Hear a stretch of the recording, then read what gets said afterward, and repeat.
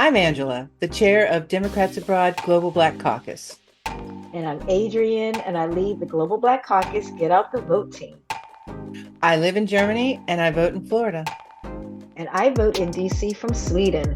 DC statehood. Welcome to the Power to the People podcast. Angela launched this podcast in 2018 to drive conversations for expats around the issues facing the Black community back home. And to motivate you to vote in the U.S. elections. I know we've been saying this for a while, but the 2024 elections are so important and sitting on the sidelines isn't an option. I mean, no, it's not. Do not tune out. Instead, tune into this podcast and share this with all the woke people you know, and the not so woke, and definitely those who need to be woke. You get the idea. If you're an American of voting age living overseas, get your voting act together now. Votefromabroad.org is the place to start. Hey, so it's Adrianne, and it is my pleasure to bring to you a special episode with the convention reflections of the members of the Democrats Abroad delegation that are members of the Global Black Caucus. So listen to a bit of Black joy, Black experience, Black whatever you know. I'm not going to let you know what they're going to say. You're just going to have to listen. Hello, everyone, and welcome to Malika's Behind the Scenes at the 2024 Democratic National Convention, Voices from Overseas. I'm Malika Kusumi. I'm the chair of the German Black Caucus that we're reviving and vice chair of the Frankfurt chapter of Democrats Abroad. I'm really excited today to share my personal experience at this convention, a powerful, motivating, and unforgettable event that left a deep impression on me and so many others. As someone who has lived abroad for 40 years, I know firsthand how important the overseas vote is in U.S. elections. And this year, Democrats Abroad made it clear we were in the House. The atmosphere was electric, full of excitement and energy, and I can't wait to take you behind the scenes. So let's dive in. DA in the house! One of the most incredible things about the convention was how visible and impactful Democrats Abroad was. From the moment we arrived, it was all about connection. Our delegates reached out to as many people as possible, sharing our mission to get out the vote overseas. We spoke with leaders, fellow delegates, and anyone who would listen about the work we do and the sheer potential of overseas voters.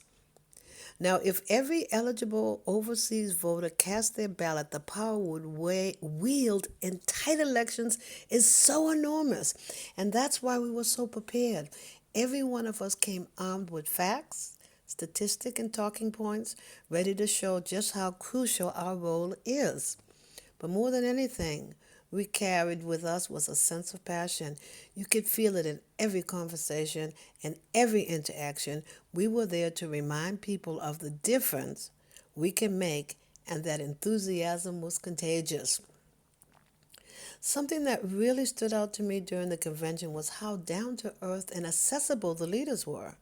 We often think of these political figures as far removed from us, but let me tell you, they were anything but.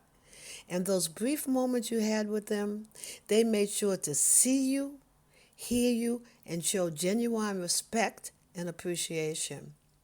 I marveled at how even with only a couple of seconds to take a selfie, they made you feel like those 2 seconds stretched into 2 hours. They were fully present, engaged, and real. It was incredible to witness their energy and positivity, even after sitting through hours of congressional sessions that we all know can be filled with absolute nonsense. But they still managed to smile, and those smiles were sincere. Their resilience was inspiring. They didn't just go through the motions, they showed us what it means to truly be a public servant, to care deeply about the work and the people. That authenticity stuck with me, and it is an example we can all follow on our own efforts to bring about change. The speeches at the convention were something else, poignant, powerful, and straight to the point. These were not just political platitudes. The passion and sincerity behind every word came through loud and clear. It was a reminder of why we do what we do, why we continue to fight for a better future, even when the road is tough. And on a personal note, some of the leaders I admired most showed so much warmth. I was lucky enough to get many kisses on the top of my head from these heroes of mine. It was such a sweet, affectionate gesture that reminded me that we're all in this together as people first and foremost. It wasn't just about politics, it was about shared humanity. Oh, Cory Booker, Jamie Raskin, my boyfriend, I say. Unfortunately, I didn't get a one-on-one moment with Jamie Harris or Ken Martin, who I deeply admire, but the experience was still amazing. One of the highlights was having breakfast with delegates from Maine and Massachusetts, and it was such a treat, and I made so many new friends during that meal, people I'll cherish for long to come. Speaking of friends, this convention was all about building connections, whether it was over breakfast or in between sessions. The relationships we formed are invaluable. That sense of camaraderie, of working together toward a shared goal, is something that will last long after the convention ends, and it's still lasting. It's not just about the moments of networking, no, it's about the sense of community that grew from these interactions. I want to bring that back to DA Germany, into my chapter. I can't tell you how much fun it was to connect with new faces and older allies alike. Together we strengthened our resolve to continue our work overseas and ensure that our votes and the votes of every eligible American abroad are counted. Hope this isn't too long, but one of the things that filled me with so much hope was seeing the diversity in leadership at this convention. As a 75-year-old, it was heartening to see so many young people, women, and people of color taking on leadership roles. It's a reminder that the future of our party and our country is in good hands. These young leaders are bringing fresh perspective, innovative ideas, and a passion for justice that is exactly what we need in these times. It gave me a renewed sense of purpose, knowing that these incredible individuals are out there leading the charge and inspiring others to do the same. The work we've done in the past is important, but this new generation is pushing us forward in ways that I could only dream of. I am so encouraged. As I look back at my time in the convention, I'm filled with gratitude.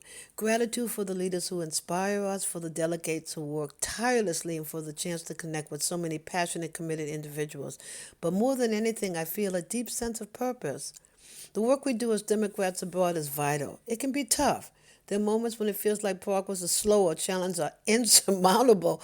But this convention reminded me of why we keep going.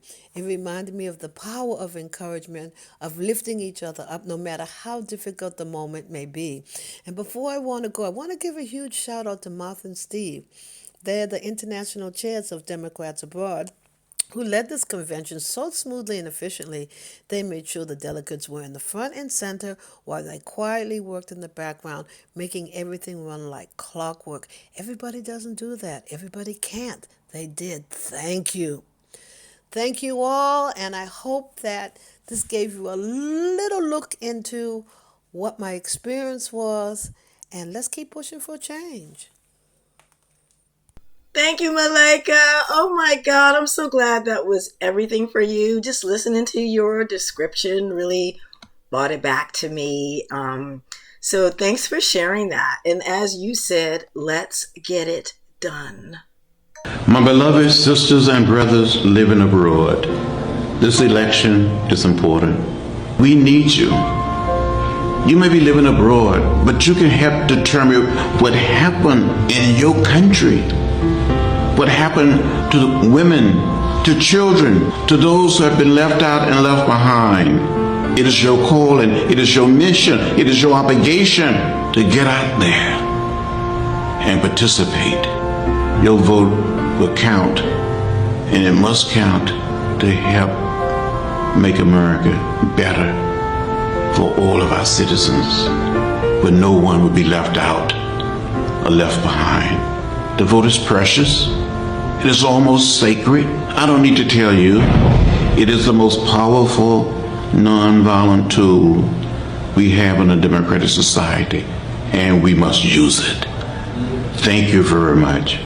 Yes, that was the voice of one of our ancestors, the precious and most missed and still honored and loved John Lewis. Good afternoon. My name is Kenton Barnes, and I am the chair of Democrats Abroad Germany. I live in Brunswick, Germany. That's how we say it in English, but the German name is Braunschweig. And I vote in Ohio. I'm originally from Toledo, Ohio. I lived in Germany for the last 22 years and became involved with Democrats Abroad after Trump was elected in 2017. I helped to organize the precinct here and then went on to other positions within Democrats Abroad.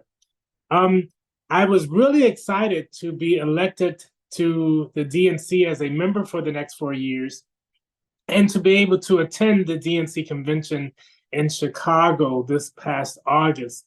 And what I really noticed when I was there is how many Black people are in positions of power, in positions of leadership, and not only that, but how many Black women are in positions of power and leadership. For example, the leader of the person who organized the DNC convention in Chicago was a Black woman. The chair of the DNC all over is Jamie Harrison, a Black man. The Black Caucus event was awesome, and just to see people like John Legend there and Wendell Pierce, and then the daughter of the Johnson Empire, take part in the Black Caucus event. I thought that was very amazing. And just to hear them speak and to give their opinions as to why they are involved in this particular campaign, why are they supporting Kamala Harris, just helped to reinvigorate my energy that had started to wane, but it gave it a little boost so that I can come back to Germany and start to get things done. Like Michelle Obama said, do something, because if we just sit on our butts and do nothing, then nothing's going to happen and Kamala Harris is not going to be elected. But we have to do something, get our people involved, especially Black men. I was talking with my brother the other day, who is a Republican. Both of my brothers are Republicans. One is going to vote for Kamala Harris. The other one is still kind of I won't say he has this Trump thing going on, but he says, when Trump was in the White House, he got a lot of money for his business, which is not really true. And so my brother and I, the other Republican, tried to make him see that Trump did actually nothing for him. And I think that by the end of the conversation, he started to have some doubts about Trump. And I hope that he will, rethink his vote and cast his vote for Kamala Harris as well. But I think that that's a problem that we have. And I think that was something that was also mentioned at the Black Caucus event, is that, we have to get Black men. That's a segment that seems to be a little bit difficult right now as far as their support for Kamala Harris, but that's something that's not insurmountable, so we have to get out there. We have to talk to these Black men where they are, find out why they are so gullible, I should say gullible, but why they are supporting Trump, or why they think they are supporting Trump, and then convince them that Trump doesn't have their interests at heart, but Kamala Harris does. So when I was also listening to John Legend speak at the Black Caucus event, I felt like I was at a church service, and that's something that we as Black people, especially Black people living abroad, really need in our lives, is this feeling of home, so to speak. And when I'm here in Germany, I don't get that. And so when I was at the Black Caucus event, it was fun to be with Black people. I love Black people. I miss Black people so much, and I want to be with them so much more. But being at the Black Caucus event was awesome. It was really awesome. And like I said, I felt like I was at a church service. Gave me, I was jumping up out of my seat saying, amen, preach, brother, this and that and the other. You know how we do when we go to church, and that's how it was. But it was not only John Legend, Wendell Pierce did the same thing, and other people as well. So we Black people are a peculiar folk not in a bad way, just in a colorful way. We express ourselves well. I think we wear our emotions on our sleeves, and Black people, I think, are real. If you have Black people in your corner, you know it. And I think that we support each other well. We can also, be the worst enemies if it boils down to that. But at the Democratic National Convention, I didn't see any of that. It was very unified, very positive. And even among the different Greek organizations, I am a member of Phi Beta Sigma Fraternity Incorporated. And it was nice to talk to other Greeks, other people in other fraternities, the Alphas, the Qs, and other Sigmas as well. But not only the men, but also the women. The D9, yes, it was great. And just to talk to these men and women who know that Kamala Harris is Black. I mean, you cannot pledge a Black fraternity and not be Black. So I don't know where Trump came up with this information that, she just turned Black all of a sudden, but she's always been Black. And that is just amazing. And I bought a button when I was at the convention, which is this one here. It says, "Voting is my Black job." And I wore this when I was traveling, hoping to garner some conversation, with other people who might, be curious about what this button means and things like that. And it did give me an opportunity to talk to a couple of people, both Black and white. And, I'm just trying to do the best that I can to make people aware that this election that we have coming up in a few weeks, 2 months, is very important. It's important to the existence of our country. And if we don't vote for Kamala Harris, I fear that this will be the last election that we have, in the United States. So those are some of my reflections. And I'd be more than happy to talk to anybody about them. And yeah, that's about it at this moment. Thank you, Kenton. Okay, I'm cracking up over here when you were like, we are colorful people, aren't we? And I'm over there in Sweden, you over there in Germany, so you were hitting on all the points talking about we miss other people, we need Black people, when we get together, it's wonderful. And just to give you a hint, there is an African church in that little town where I live in Sweden. And when I found out, I was like, what?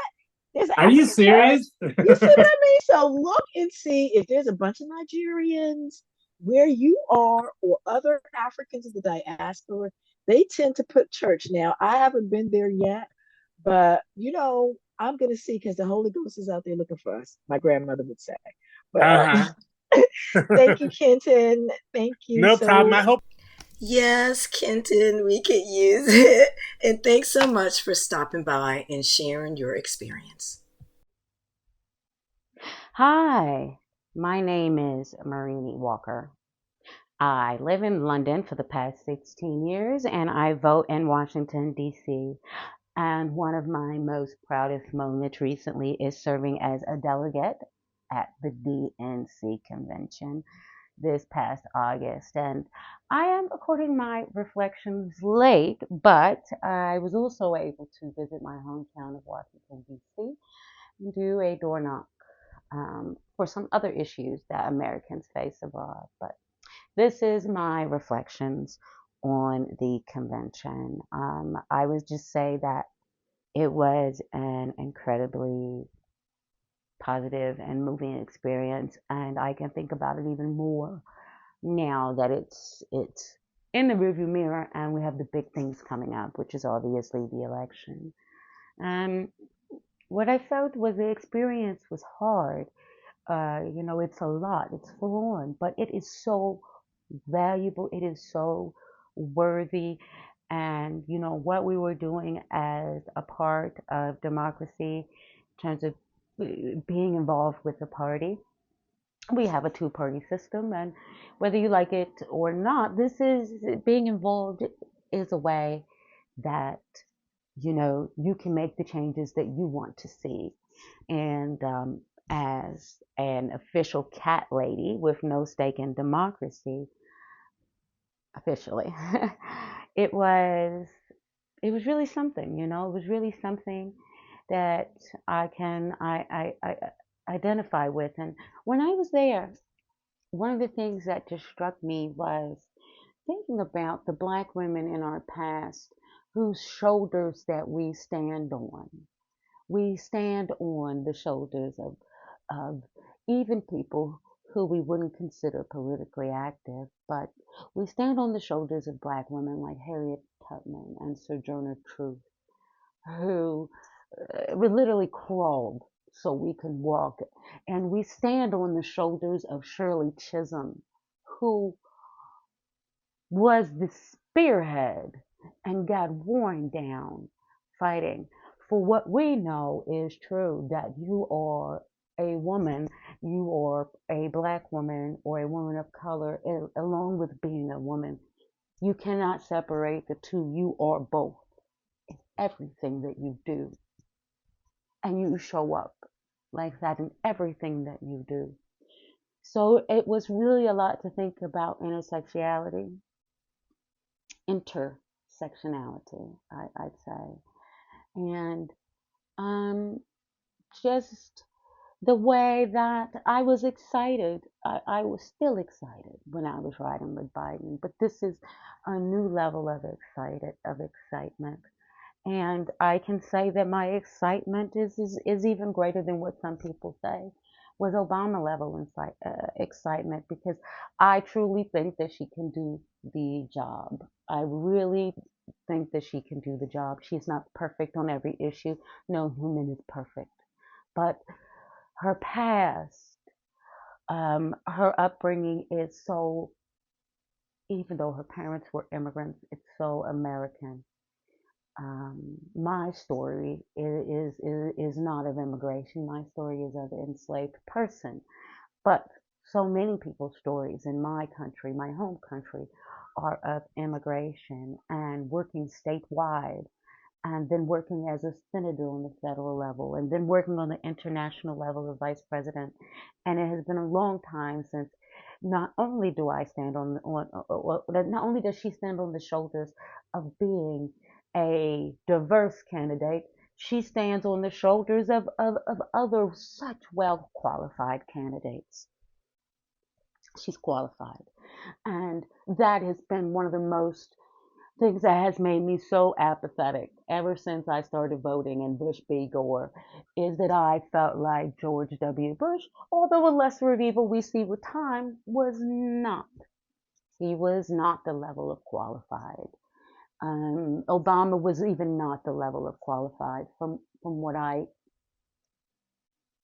my experience had been growing up in Washington, D.C., and understanding how the political process works and believing in it fundamentally to a certain degree with all of its flaws. I was looking for a person who was very, very, very qualified, and I think she was it. And obviously, Biden has 50 years, and not everybody can have that much qualification. The reason why I originally pledged for Biden, but she has experience, and she's wonderful. The whole experience was absolutely wonderful. And if more people can get engaged and understand the importance of doing things like this, and I'm so happy to see so many young people there from 18 to 80, our delegation was. And it gives me an idea of looking back and seeing the past, and seeing 19-year-olds, and seeing that vigor, and just seeing the youth, and then also seeing what I have to look forward to, seeing people like Nancy Pelosi and other people on our delegation. I think the oldest Black woman on I think the oldest on our delegation is a Black woman. And seeing the interest that is still, I stand on her shoulders, obviously, but seeing the engagement and seeing how much it can work, and being such a special part of, I would say, Democrats abroad, is that it really makes you reach out and be involved with so many other people as a part of our delegation and as a part of the convention with people from so many different states. And I think that's what really made our delegation unique, that I could speak to someone and they know exactly what region Utz potato chips are from, and I could be on somebody else's delegation who's never heard of Utz potato chips because they're a regional potato chip. So there is just so much to see, and knowing that we have more in common, even people from more conservative places, and our party is truly a big tent, and I think that's what we need. So this is 7 minutes. She said keep it under 10 minutes. I know I didn't talk about as much on the day-to-day, but these are just some of my off-the-cuff reflections, and it does not stop here. I before this experience, I was more involved in Democrats Abroad from mostly a lot of nonpartisan issues involving tax, involving Medicare portability, things that completely affect all Americans that live abroad. And this experience here has guided me more involved in the Get Out to Vote effort, which is always important because we always need to keep our eye on it, because there are elections every year. And I would say that going forward, I can't promise I'll be perfect, but that's what I want to kind of take going forward. There are elections every year. There are laws being made all the time, and we need to keep that spirit going, that it is not just about one candidate, one person, or one party. It is about everything. And I would say taking a part in this convention really allowed me to see that and experience that. So thank you. Thank you for everybody who sent me. Thank you for everybody who crowdfunded for me. Thank you for everybody that was cheering for me. And thank all my fellow delegates for just, whether they're from my delegation or delegations also all around the globe. We were sitting next to American Samoa. North Mariana Islands were there, along with Puerto Rico and other territories that are all over the place. But I thank all of the people for really exposing me to that. DC Statehood, 51st State. Yes, my homegirl. Thanks, Marini. And I'm so proud to have been part of one of the most proudest experiences you had this year. Hello, everyone. This is Hillary Clinton, and I have a message for Americans living abroad. You know, all U.S. citizens living abroad have the right to vote in U.S. elections. And believe me, your votes matter. You may have watched the recent presidential debate from your homes around the globe and seen two very different visions for our country. In this election, we're deciding what we want our future to look like. And it's a tremendous responsibility, but it's also a privilege. And you're part of that, even though you're living just all over and enjoying life outside of the United States. It's extra special to me to be talking to you because I know from my travels that Americans abroad care a lot about what happens in your home country. So how do you make sure your vote gets counted? First, register to vote at votefromabroad.org and request your absentee ballot. So the sooner you request your ballot, the sooner it will arrive. Then please vote for the vision you want for our country. Vote for the leader that you want to see in the Oval Office. And send the ballot back according to the laws of the state that you vote in. Requesting your ballot is quick and easy, so you can do it like right now.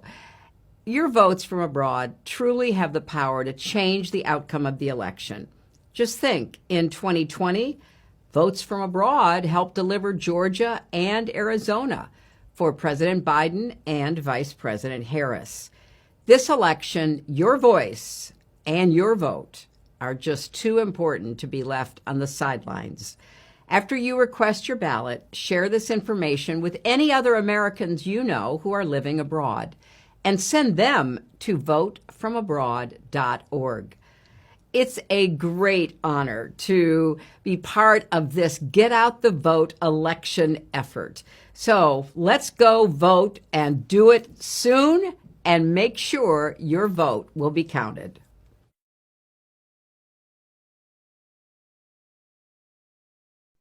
I've got Terry, who was a delegate to the convention. He's part of the Black Caucus. I just want him to introduce himself and tell us all about his delegate experience. Take it away, Terry.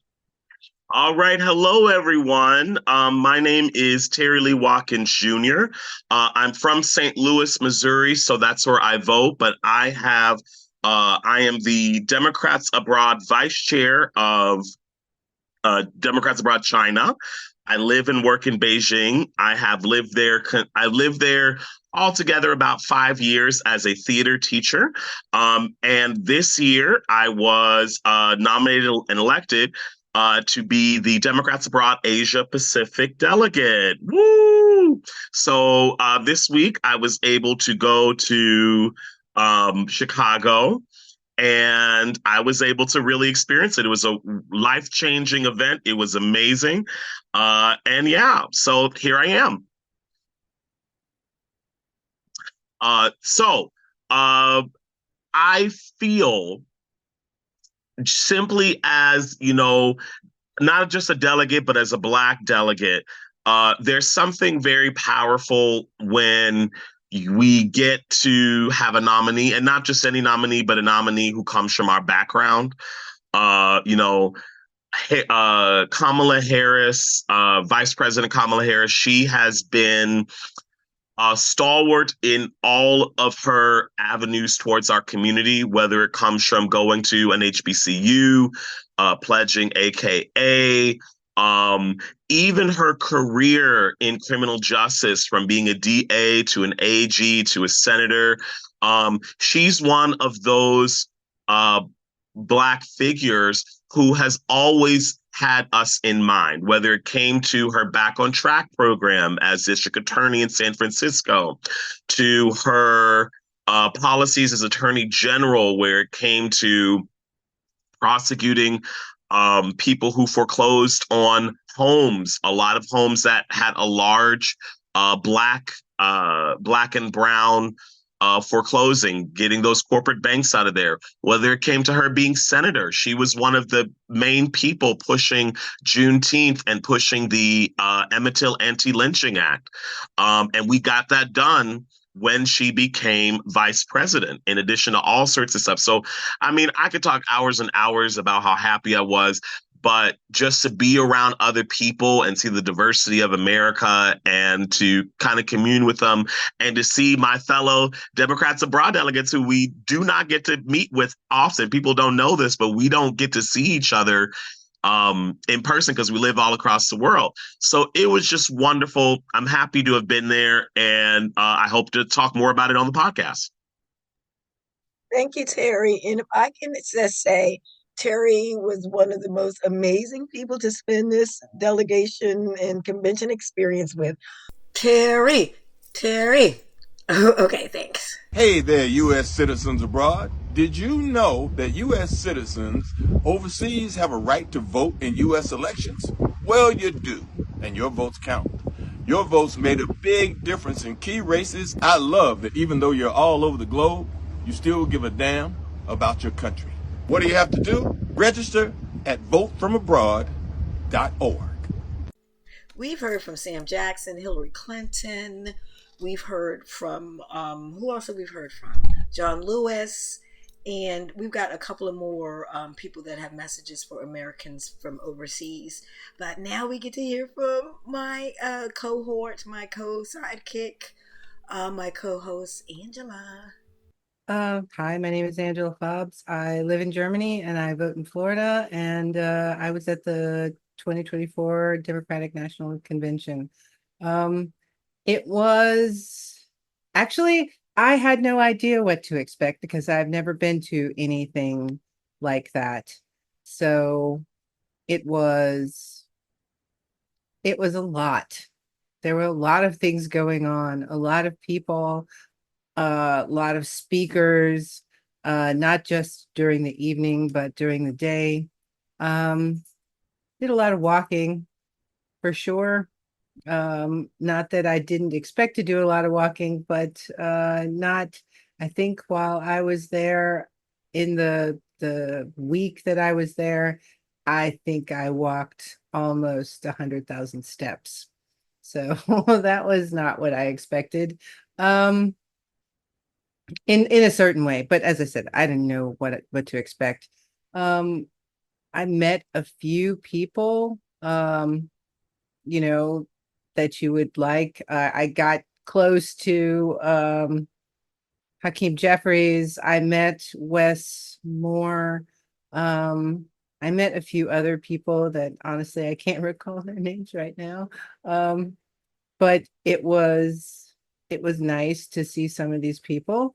Um, we were up at the crack of dawn or before the crack of dawn every day, and breakfast started at 7, and the day just sped on from there. Um, the the convention, we usually arrived around between 4 and 6, and yeah, it was a long day, but there were some really good highlights. I enjoyed a lot of the speakers. Well, last night there were all these balloons that came down after Kamala finished her speech, and that was a little bit crazy. Mainly because, okay, and I don't know what other people might say about this, but I noticed at a certain point, like there was like thousands of balloons in the air and they're coming down, and I've never been in a balloon drop before. Um, but there are thousands of balloons coming down. And I noticed at a certain point that there were balloons all around me, like, and they were up to my thighs. And I was a little bit trapped by them. So I had to start hitting them out of the seats so that sooner or later I could get out. But I mean, that was a kind of a fun moment with all the balloons dropping and everybody's happy. For the most part, everyone was super excited and thrilled by the whole convention. And I never thought, not that I mind, but I'm just really glad that Democrats regained their hold on patriotism. Um, because I think that Democrats are more patriotic than Republicans simply because we're willing to look at the things that are wrong and try to fix them to make a more perfect union. And Republicans, on the other hand, they just think everything's fine the way it is and don't want to change anything because we're already perfect. But that wasn't what our founding fathers had in mind. Um, I think I probably will never go to another one of these events. So this one was special because hopefully we'll be electing the next um, female president, Kamala Harris, in November. So I hope that my remembrances have been interesting to you. Thanks. Welcome. And let me just, I still have you, is there anything that shocked you?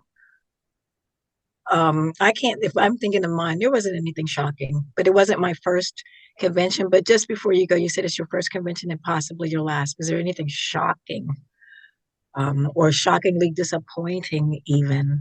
Or I'm just hope you're thrilled and happy with what a fantastic first and only experience. Shocking. Um, I don't know that anything shocked me. I mean, okay, maybe how much we had to walk. Um, but I kind of expected that. But I think shocking in a way is how many people were there and how many activities were going on.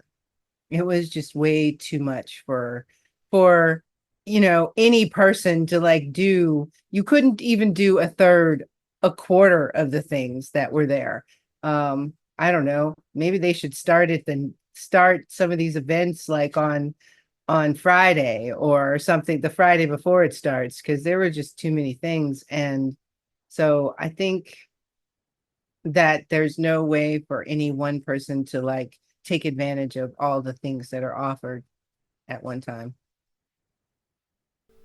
It was a lot. And, this isn't my first, Chicago wasn't my first convention. Excuse me, I was a blogger in Colorado in 2008. The Obama convention. Amazing. And then I was a delegate in 2012 in Charlotte. And I was part of the delegation in 2016 in Philadelphia as an incoming DNC member. And in 2020, I was part of the delegation as a delegate for the virtual convention. And then 2024, I end my second consecutive term as a DNC member. 8 years, my last convention, and that term as a DNC member. And you know what? I couldn't ask for a better one. It was the Kamala convention. So, I can't compare the Obama convention to the Kamala convention. I can say the Kamala convention was the Black Women's Convention, right? From Minion Moore being the co-chair of the convention to Black women behind the scenes producing it, to Oprah, to Michelle, to Jasmine Crockett, to all the other sisters on the stage, to all the sorors in the house, all the Black women and all of the delegations. I mean, we were represented, and we have to be proud of that. But this was a very patriotic and well represented convention for all Americans, I have to say. I was waving my flag like you just don't care, and the balloon bath at the end of the red, white, and blue, couldn't get enough of it. But the important thing, there were a lot of important things.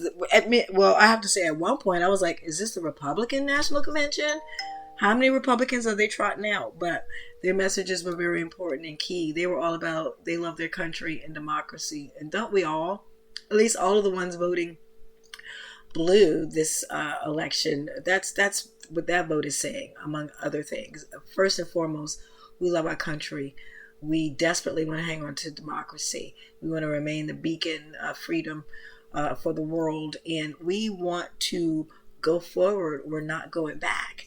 So I am very thrilled and honored to have been part of this delegation, to have so many of the members of the Black Caucus with me in the delegation. I hope that you enjoyed our reflections.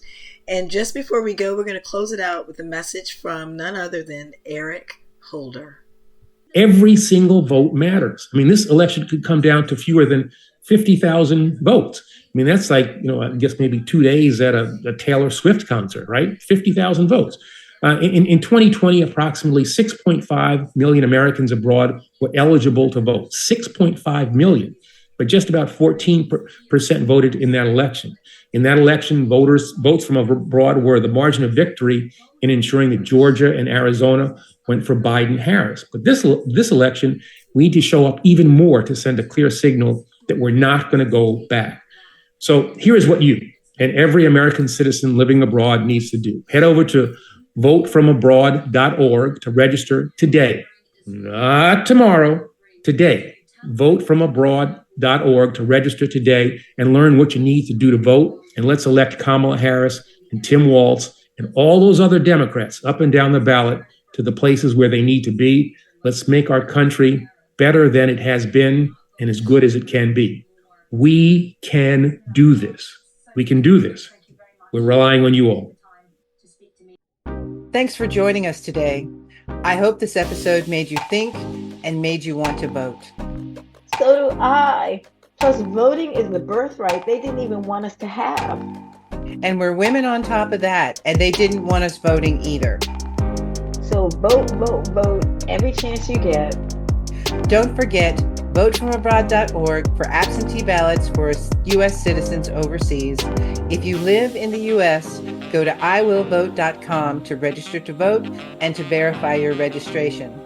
They're throwing people off the voting rolls, so you really need to check. Yeah, they're still doing that. And we'll see you next time. See you next time.